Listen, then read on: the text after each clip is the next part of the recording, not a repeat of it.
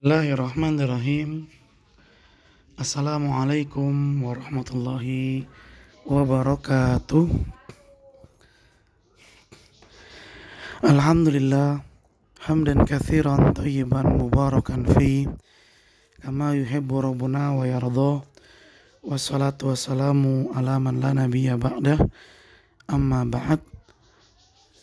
Alhamdulillah, kita bersyukur kepada Allah Subhanahu wa ta'ala. Pada kesempatan kali ini kembali Allah Subhanahu wa ta'ala memberikan kita nikmat sehingga kita dapat melanjutkan kembali pelajaran usul fikih. Mudah-mudahan Allah Subhanahu wa ta'ala selalu memberikan kepada kita istiqomah, semangat, kemudahan dan juga kesempatan untuk terus menimba ilmu, memperdalam ilmu agama terutama, dan juga memberikan kita kemudahan-kemudahan dalam memahami setiap pembahasan dan pelajaran yang kita pelajari.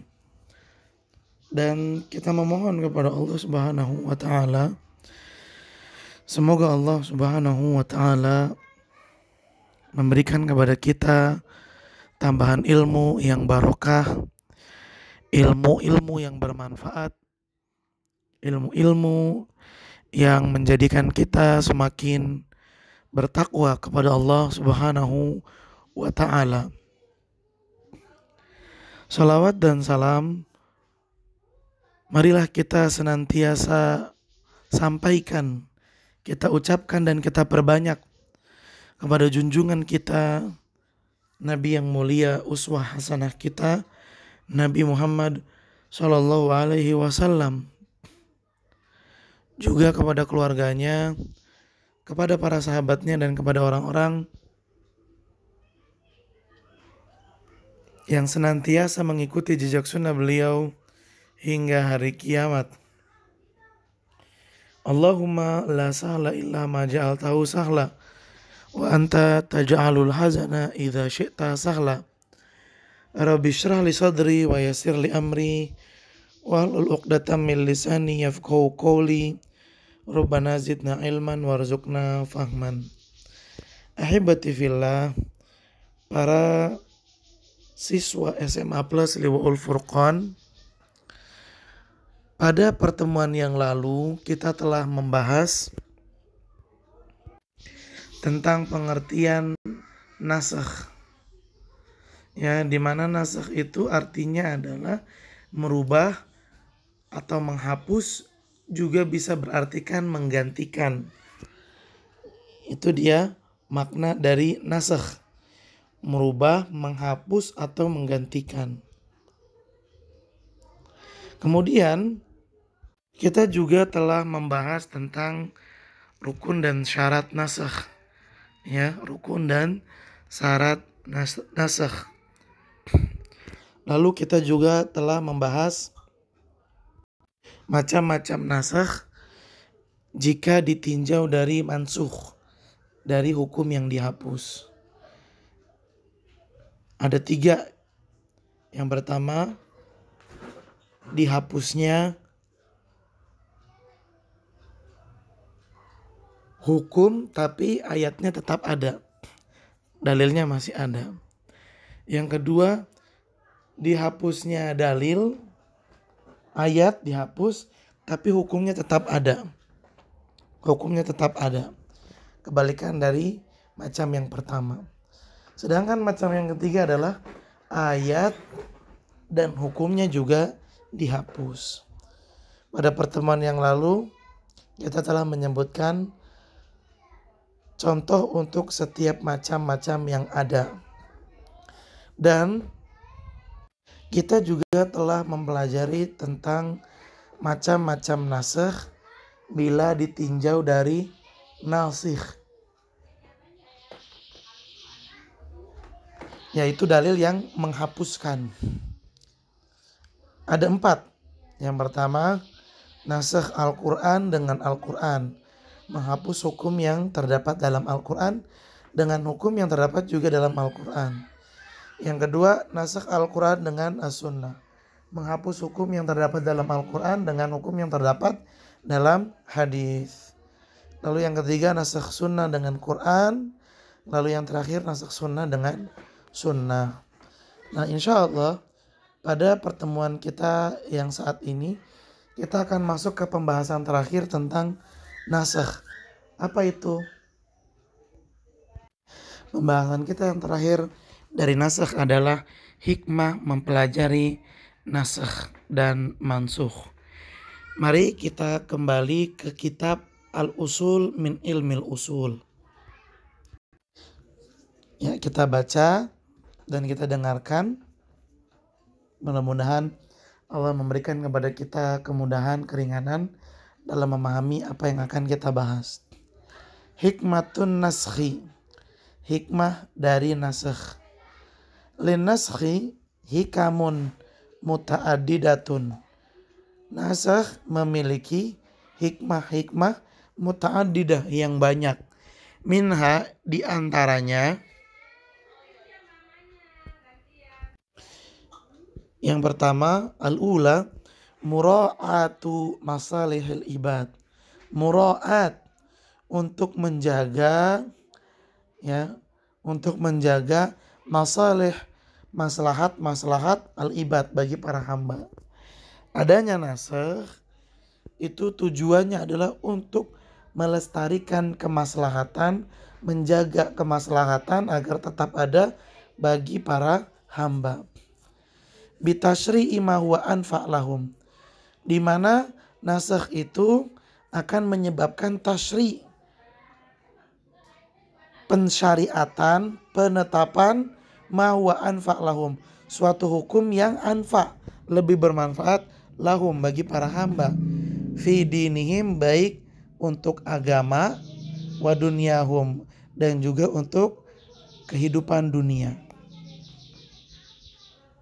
Sebagaimana yang telah kita dengarkan pada pertemuan sebelumnya, bahwa terkadang suatu hukum itu memang baik, bagus untuk diterapkan, tapi pada keadaan dan waktu tertentu saja. Sedangkan pada waktu yang lain, justru hukum tersebut tidak baik untuk dilaksanakan. Maka dengan adanya nasakh, sesuatu yang tidak baik bisa dihindarkan, sesuatu yang bermanfaat bisa didatangkan. Contoh yang paling mudahnya adalah perintah Nabi SAW untuk berziarah kubur, di mana sebelumnya Nabi SAW melarang untuk berziarah kubur. Kenapa? Ziarah kubur itu di awal-awal Islam memang baik, tapi bisa berbahaya terhadap akidah para sahabat, karena pada saat itu akidah mereka belum mantap, belum kuat. Dikhawatirkan ketika berziarah kubur malah melakukan perbuatan-perbuatan yang tidak diridhoi oleh Allah Subhanahu wa taala. Karenanya ziarah kubur tidak diperbolehkan oleh Nabi SAW di awal kedatangan Islam. Tapi ketika iman para sahabat telah kuat, akidahnya juga telah kokoh, maka Nabi SAW pun memerintahkan untuk ziarah kubur. Kenapa kok sekarang malah diperintahin? Karena dengan berziarah kubur, kekokohan akidah para sahabat akan makin kokoh, bertambah kuat. Baik, asani, yang kedua, at-tatawwur fit tasyri'. Dengan adanya nasakh, ini menunjukkan bahwasanya syariat Islam itu tatawwur, berkembang, maksudnya itu bertahap. Nggak langsung jebret sekali turun semuanya udah dijelasin dalam satu Al-Quran. Nggak bisa begitu. Ya, nasakh ini kan, oh hukumnya awalnya begini lalu dirubah menjadi begitu. Ini menunjukkan bahwasanya syariat Islam itu tatawur, bersifat bertahap, memiliki sifat bertahap.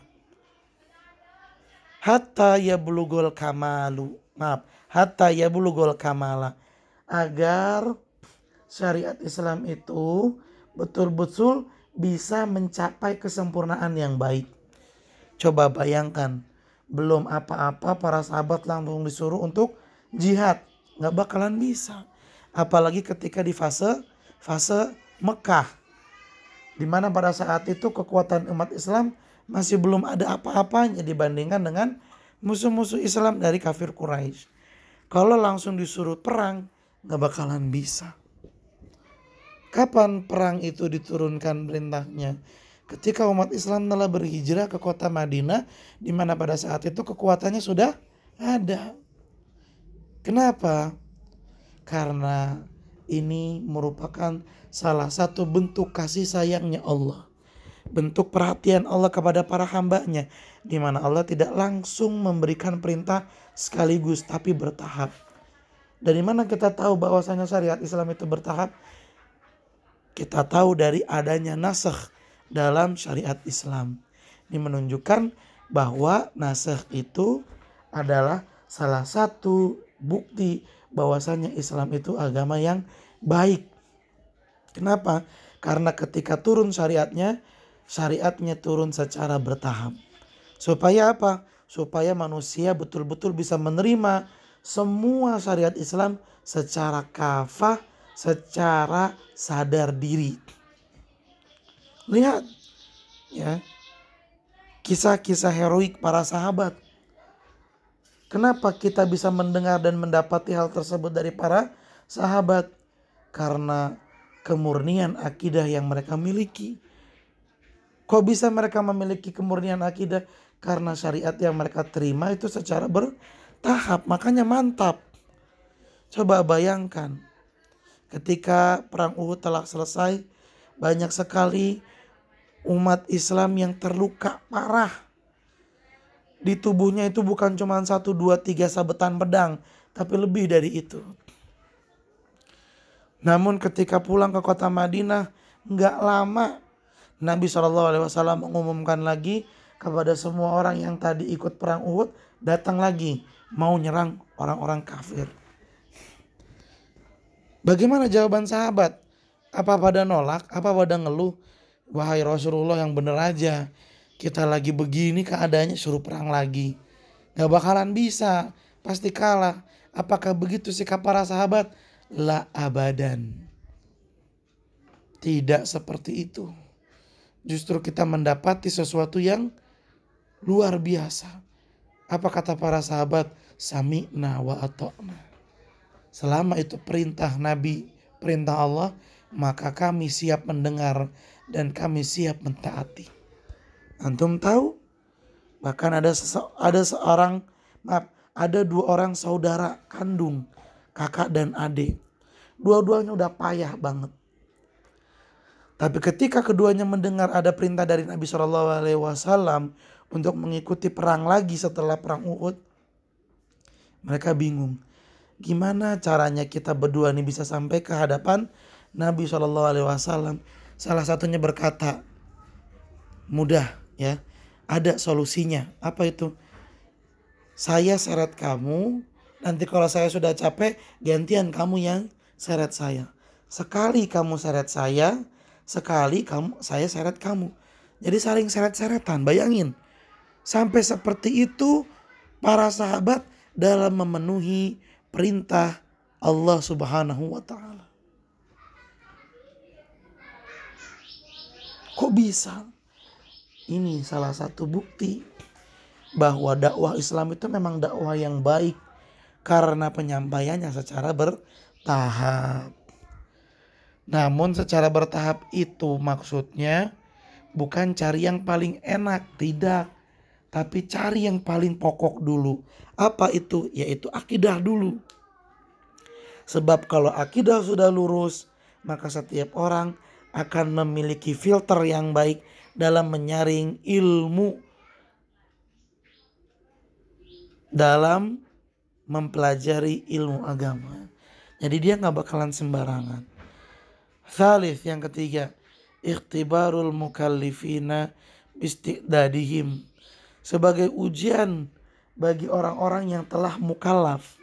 Siapa itu mukallaf? Orang-orang yang telah terbebani syariat Islam. Bistiqdadihim liqabuli tahawul. Sebagai bentuk ujian bagi orang-orang yang mukallaf.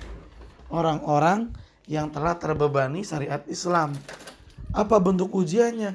Di mana mereka harus siap terhadap perubahan hukum Islam sesuai dengan kehendak Allah Subhanahu wa ta'ala.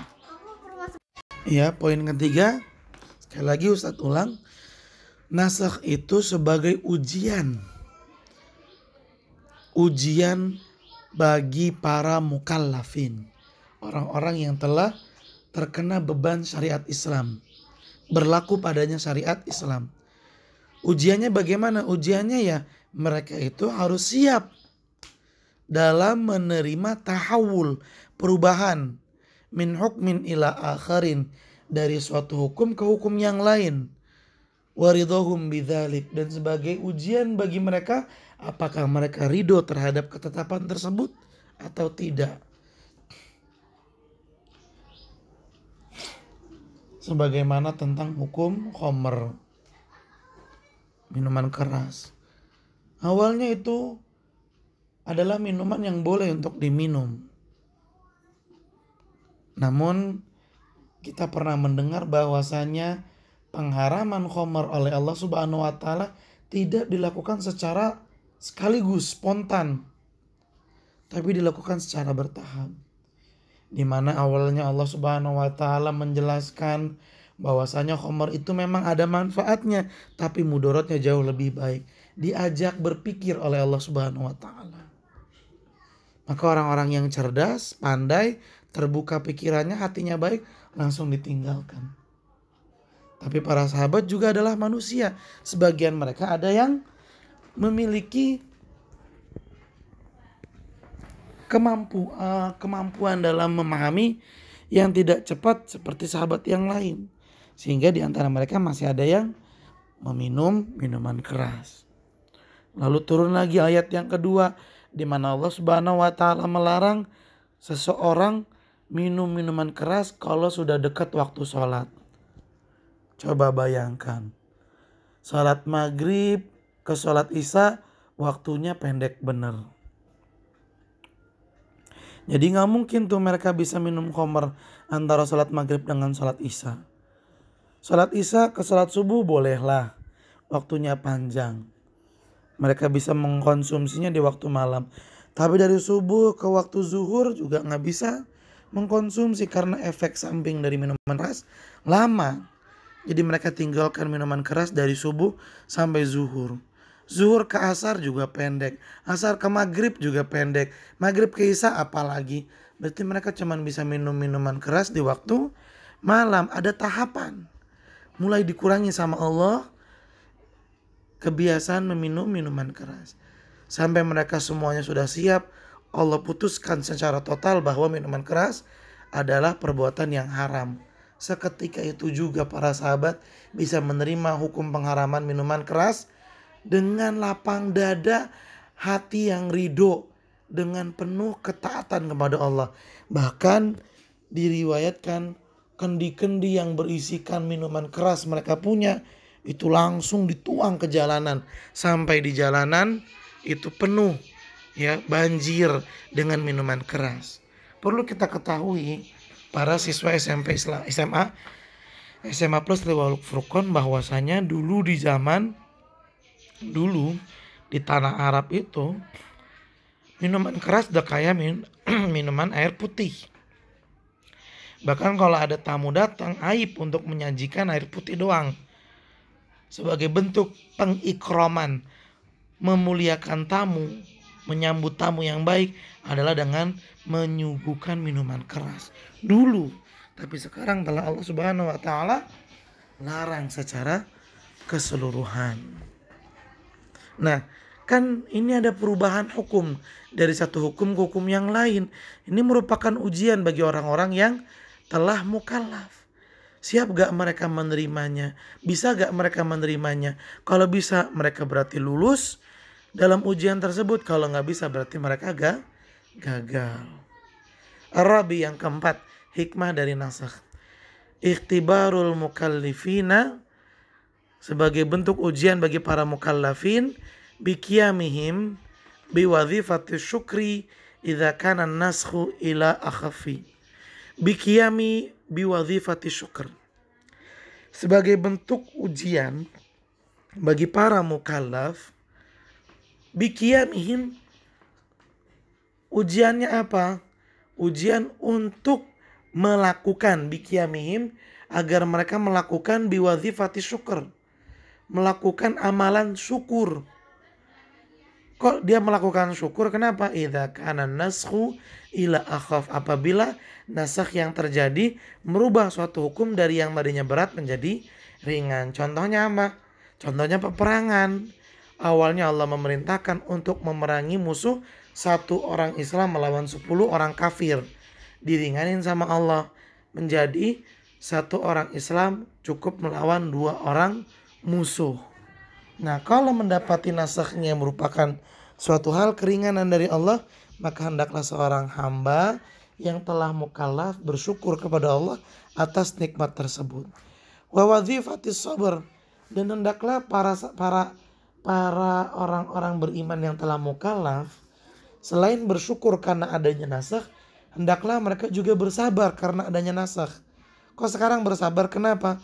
Idza kana nasru ila athqal, apabila nasakh yang Allah tetapkan justru merubah hukum dari yang tadinya ringan menjadi berat.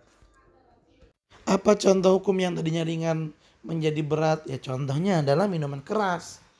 Terlebih bagi orang-orang yang sudah terbiasa minum minuman keras, ini kan berat. Tapi karena Allah Subhanahu wa taala sangat baik, Allah sangat penyayang, maka pensyariatannya pun secara bertahap supaya apa? Manusia betul-betul bisa menerima dengan baik dan dengan hati yang ridho. Ini dia ahibati fillah, para siswa SMA Plus Riwal Furqan, hikmah yang terkandung dalam nasakh. Artinya apa? Semua ketetapan yang Allah Subhanahu wa taala lakukan, Allah Subhanahu wa taala jalankan untuk kita para hamba-hambanya, tidak ada satupun yang merugikan kita. Tidak ada satupun yang menyusahkan kita. Justru semuanya adalah kebaikan dari Allah yang Allah berikan untuk kita. Hanya saja terkadang kitanya terlalu cepat dalam menghakimi sehingga salah dalam memahami. Kalau kita orang yang selalu mengedepankan prinsipnya para sahabat, yaitu prinsip sami'na wa ata'na, maka kita akan selalu mendapati bahwa betapa syariat Islam betul-betul menguntungkan umat manusia. Setiap perintahnya mengandung maslahat.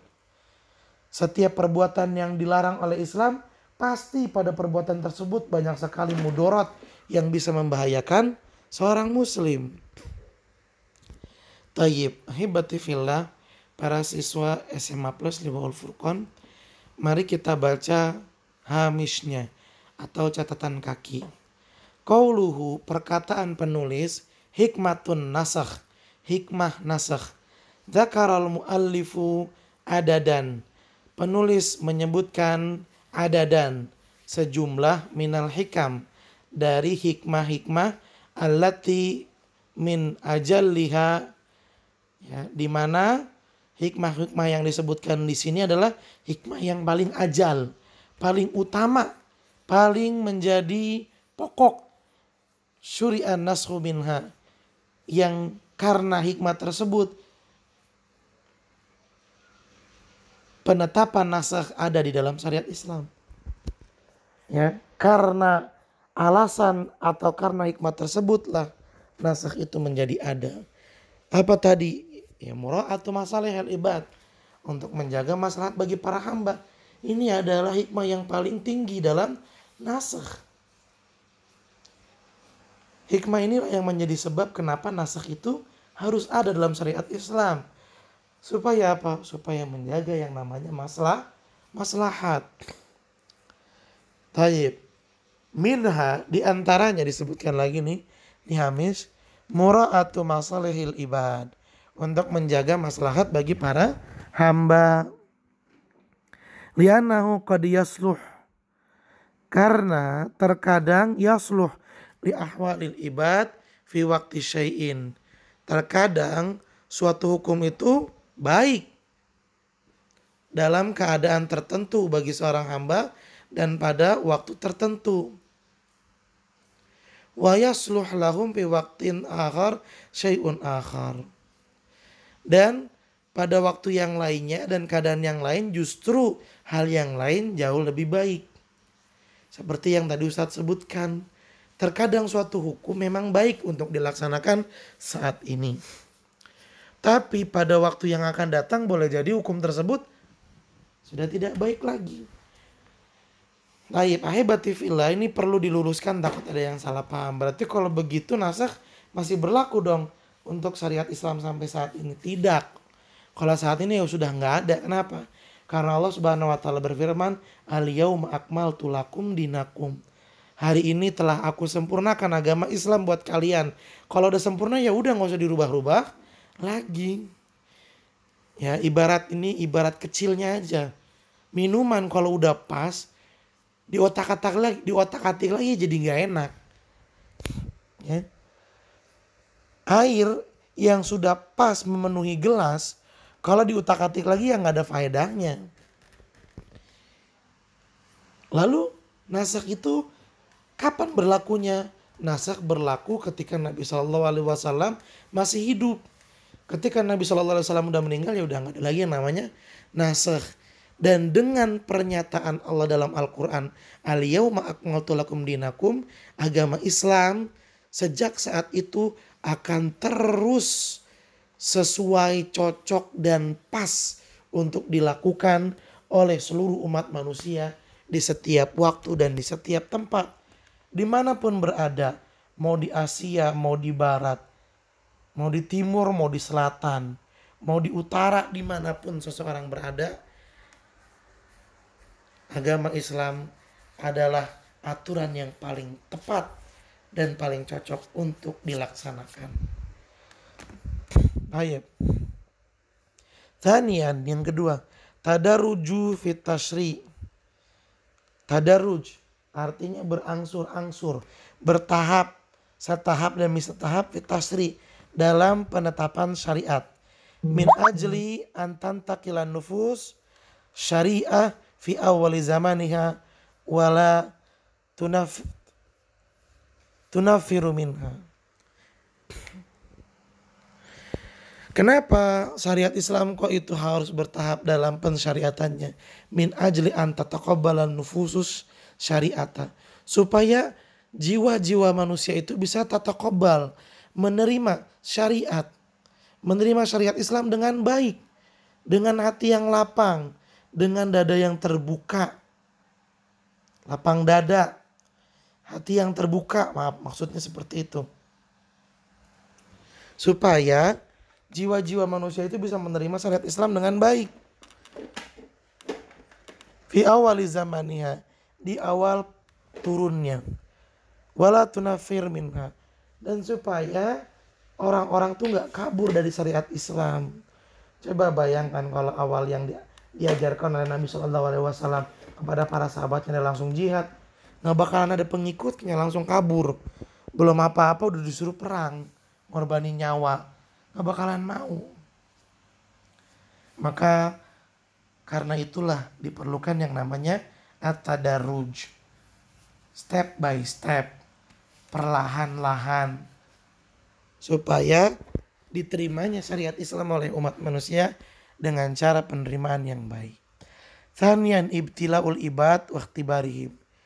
Nasakh itu sebagai bentuk ujian bagi para hamba. Ibtila dan ikhtibar sama artinya ujian.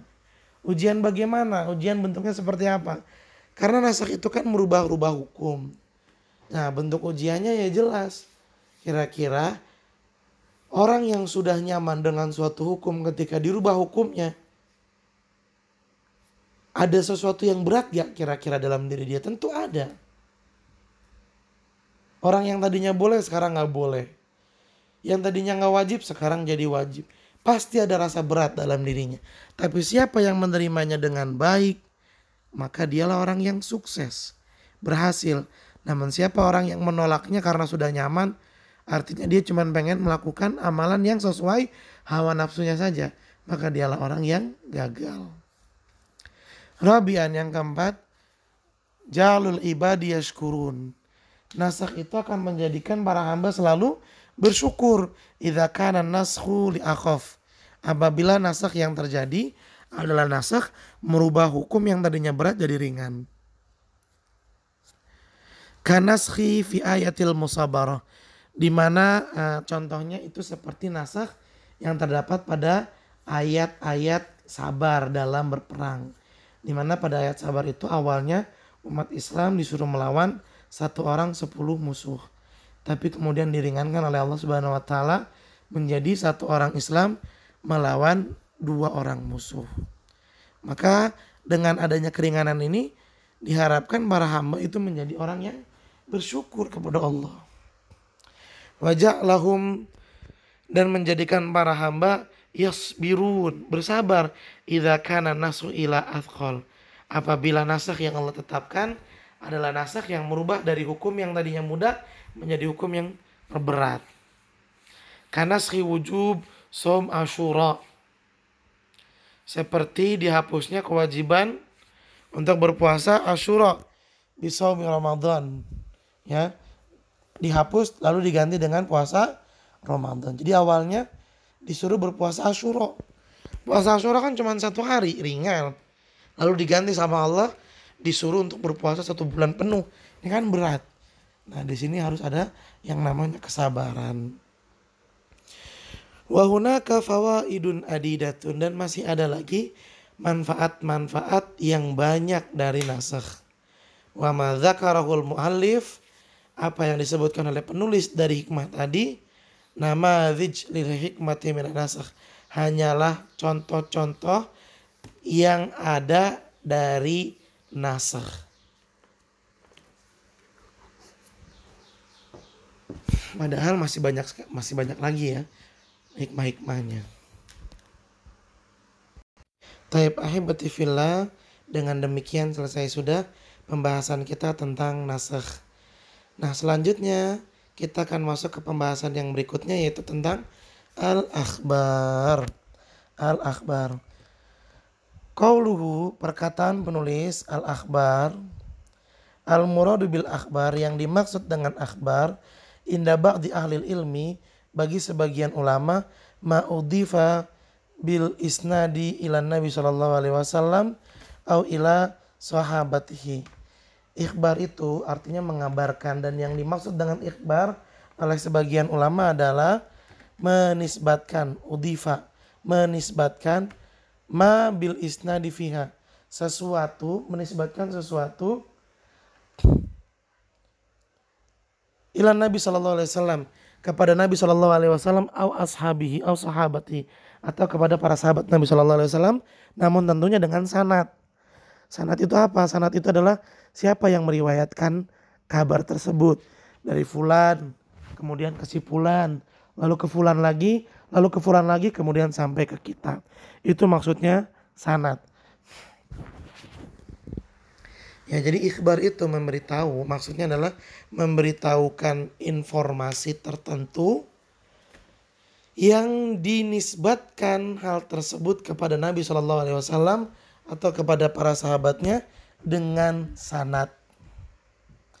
Fa idza kana al-amru kadzalik, apabila yang dimaksud dengan ikhbar itu seperti tadi, fa inna mabahitsal akhbari, maka pembahasan tentang akhbar yashtariku fiha ulamaul usuli wa ulamaul hadis, maka akan bergabung dalam pembahasan di sini, yaitu pembahasan tentang ikhbar, 2 kelompok ulama, yaitu kelompok ulama kalangan usul fikih dan kelompok ulama dalam hadis. Kalau yang dimaksud dengan akhbar di sini adalah menisbatkan suatu ilmu kepada Nabi SAW atau kepada para sahabatnya dengan sanad. Kalau begitu yang dimaksud, maka ulama fikih dan ulama hadis akan sama-sama membahas tentang akhbar tentang akhbar ini, bukan ikhbar ya, maaf, tapi akhbar. Fa in qala qailun, apabila ada yang berkata, La lam naktafi bi bahthil madhkur indal muhadditsina fil mustalahi lianna hadhil masail aliyaku bil mustalah min habil usul. Taib itu bacanya bukan lam ya tapi 5. Kenapa kita tidak mencukupkan 5 la naktafi? Kenapa kita tidak mencukupkan bil bahthil madhkur indal muhadditsina fil mustalah? Kenapa kita tidak mencukupkan pembahasan terhadap tema yang disebutkan di atas tadi yaitu al-akhbar indal muhadditsina fil mustalah? Kita cukupkan dalam ilmu mustalah hadis saja. Ya, ilmu mustalahul hadis kalian tahu ya, ilmu yang membahas tentang hadis-hadis Nabi sallallahu alaihi wasallam. Liana hadhil masail aliyak bil mustalah min habil usul. Karena pembahasan tentang akhbar ini ya lebih condong untuk dibahas dalam segi mustalah hadis dibandingkan dengan usul. Fal jawabu an hadza, maka jawaban dari hal tersebut adalah bi anna bahthal usuli laisa mumathilan li bahthil muhaddits. Dan jawaban untuk pernyataan tadi bahwa pembahasan akhbar jika ditinjau dari ilmu usul itu tidaklah sama dengan pembahasan mustalah terhadap al-akhbar.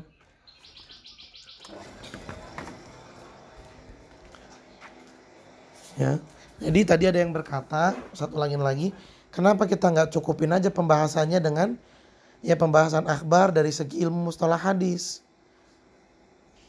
Kenapa nggak dicukupin? Jadi nggak usah repot-repot lagi dengan usul fikih, kan udah sama. Maka dijawab nggak sama. Keterangan dan penjelasan ilmu mustalahul hadis tentang akhbar itu berbeda dengan penjelasan dan keterangan usul fikih tentang akhbar. Wa tabayyanu hadza min aujuhin, dan hal ini bisa terlihat dari beberapa sisi.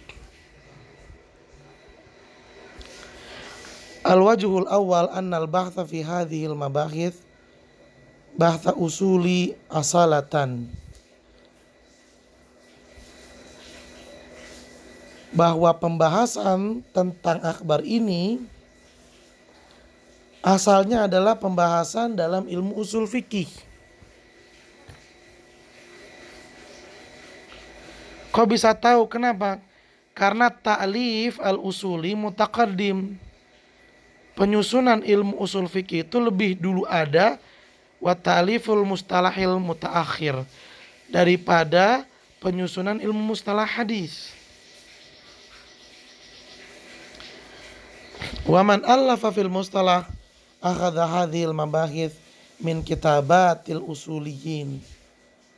Para ulama yang menyusun kitab-kitab mustalah hadis dan membahas pembahasan tentang akhbar, akhadha hadhil mabahith min kitabatil usuliyin. Tentunya para penulis itu mengambil beberapa informasi dan ilmu dari kitab-kitab ulama usul fikih.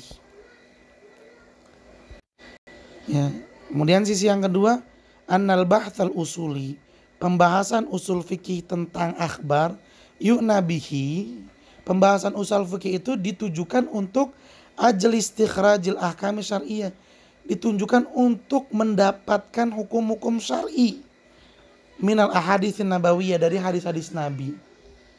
Kira-kira hadis ini, dari hadis ini kira-kira akan didapat hukum apa ya? Itu kan ilmu usul fikih. Bainama bahts ulama ilmu mustalah, sedangkan pembahasan ulama mustalahul hadis min ajli nazar, ditunjukkan untuk memperhatikan, mengkaji, meneliti fit tashihi wa tad'ifi faqat. Apakah suatu hadis bisa dinyatakan sahih atau dinyatakan dhaif? Walidzalika yaktasiru bahsul usuliyina alal aqwali wal af'ali wat takrir. Oleh karena itu lebih tepatnya itu dicukupkan dalam pembahasan akhbar, ditunjukkan kepada ulama usul fikih. Alal aqwali, baik dari perkataan, wal af'al, perbuatan, dan takrir, ketetapan. Wa yazidul muhaditsun al awsaf al khulqiyah wal khuluqiyah.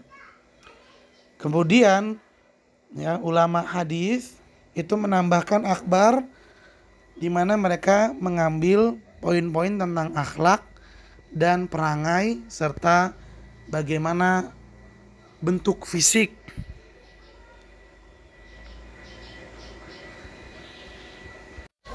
dan penyebab ya.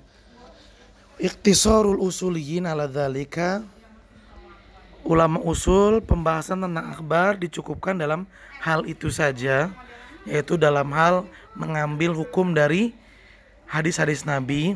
Anal qismainil akhiraini la yukhadhu minhuma hukmun syar'iyyun asalatan. Karena pada ya bagian yang kedua yang terakhir, yaitu dalam mustalahul hadis, itu tidak membahas tentang pengambilan hukum syar'i sama sekali.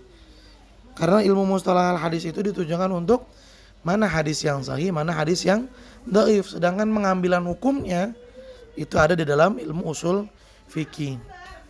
Fa idza ikhtalafa al-maqsud min dirasati hadzal mawdu' fa innahu sayatarattabu alaihi ikhtilaf fi tariqatil bahthi fi hadhil masail. Apabila tujuan dalam pembelajaran tema ini berbeda, usul fikih tujuannya untuk mencari hukum, mustalahul hadis tujuannya untuk mencari mana hadis yang sahih, mana hadis yang dhaif. Fa innahu sayatarattabu alaihi ikhtilaf fi tariqatil bahth. Maka dengan berbedanya tujuan dalam pembahasan akan berbeda pula cara membahasnya. Ya, akan berbeda pula pembahasannya. Ya, akhbar memang ada dalam ilmu usul fikih. Akhbar juga ada dalam ilmu mustalahul hadis. Kenapa nggak dicukupkan di salah satunya saja? Nggak bisa. Kenapa? Karena masing-masing dari usul fikih dan mustalahul hadis punya tujuan pembahasan yang berbeda. Ya, usul fikih untuk mencari hukum, sedangkan ilmu mustalah untuk mencari mana hadis yang bisa dijadikan dasar pendalilan karena sahih, mana yang tidak bisa dijadikan sebagai dasar pendalilan karena dhaif. Ya, jadi nggak bisa dicukupkan. Akhbar dibahas di ilmu usul fikih dan juga dibahas dalam ilmu mustalahul hadis karena tujuan pembahasannya masing-masing berbeda. Taib ahibati fillah, mungkin sampai di sini perjumpaan kita dalam pembahasan dan pelajaran usul fikih. Mudah-mudahan apa yang telah kita bahas, kita pelajari tadi bisa mendatangkan manfaat dan juga barokah untuk kita semua. Silakan kalian catat hal-hal yang penting dan dipertanyakan apabila ada yang kurang jelas. Terima kasih banyak atas perhatiannya. Mohon maaf apabila ada kekurangan dan kesalahan. Mari kita akhiri perjumpaan kita ini dengan membaca doa kafaratul majlis. Subhanaka Allahumma wa bihamdika asyhadu an la ilaha illa anta astaghfiruka wa atubu ilaik. Billahi taufiq wal hidayah. Assalamualaikum warahmatullahi wabarakatuh.